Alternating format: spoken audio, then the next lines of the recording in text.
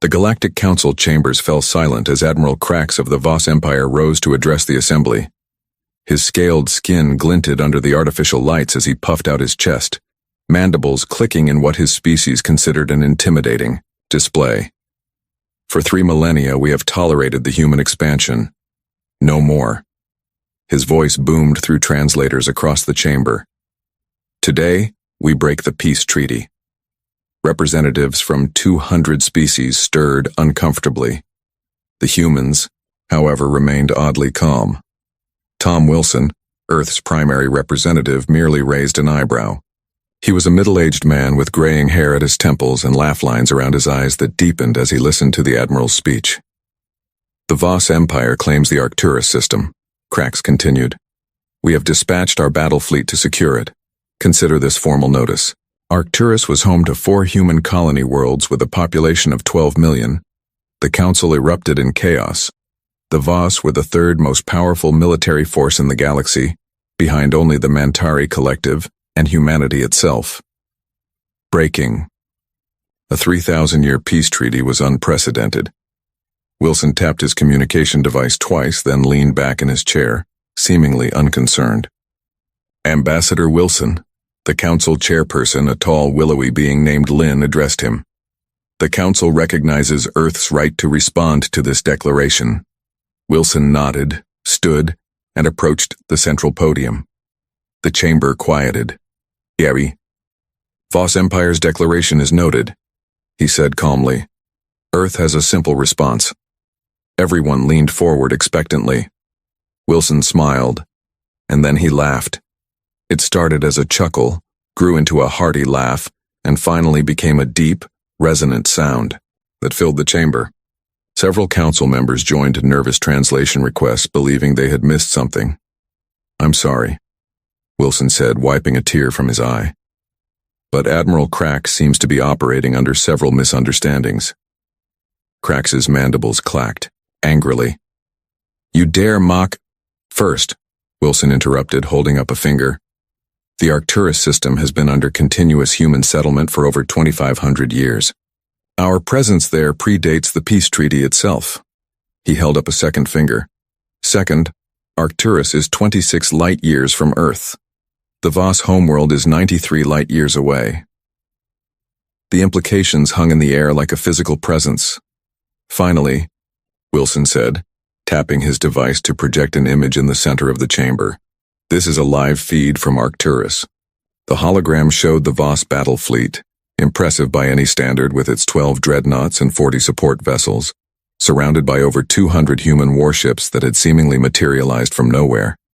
Admiral Krax stuttered, his translator struggling to keep up with his rapid clicking. Impossible, our intelligence indicated minimal defenses. Wilson nodded sympathetically. Yes, that's what we wanted you to see. He gestured to the hologram again. What you're witnessing is the response of a single defensive sector.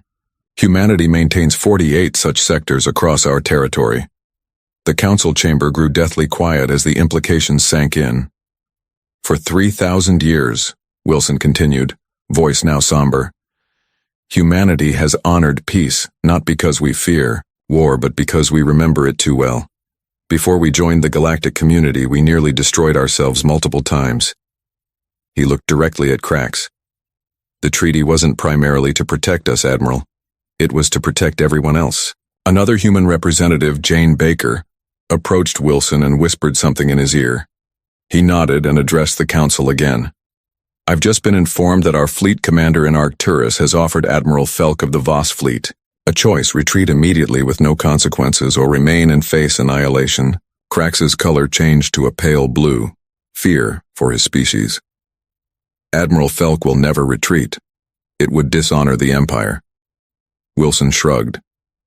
Then I suggest you contact your leadership quickly. The Voss ambassador conferred rapidly with others of his kind, and the chamber buzzed with urgent discussions. Council chairperson Lynn raised their hands for silence. This seems an opportune moment for a recess. We will reconvene in 1 standard hour. As the council members filed out, many cast wary glances at the human delegation, who appeared to be sharing some private joke. They never did their homework, Baker muttered to Wilson as they walked toward the Earth offices. If they had studied human history properly, they would know. Wilson nodded. 3,000 years of peace has made them forget what humans were like when we felt threatened. The Voss believe strength comes from displays of force, Baker said. They never understood that true power is having overwhelming force and choosing not to use it, until absolutely necessary. Back in their offices, they received word that the Voss Empire had sent emergency orders to Admiral Felk to withdraw immediately. Their battle fleet was already in retreat.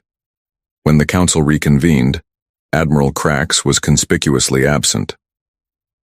In his place was a civilian diplomat who formally withdrew their claim to Arcturus and reaffirmed the Voss Empire's commitment to the peace treaty.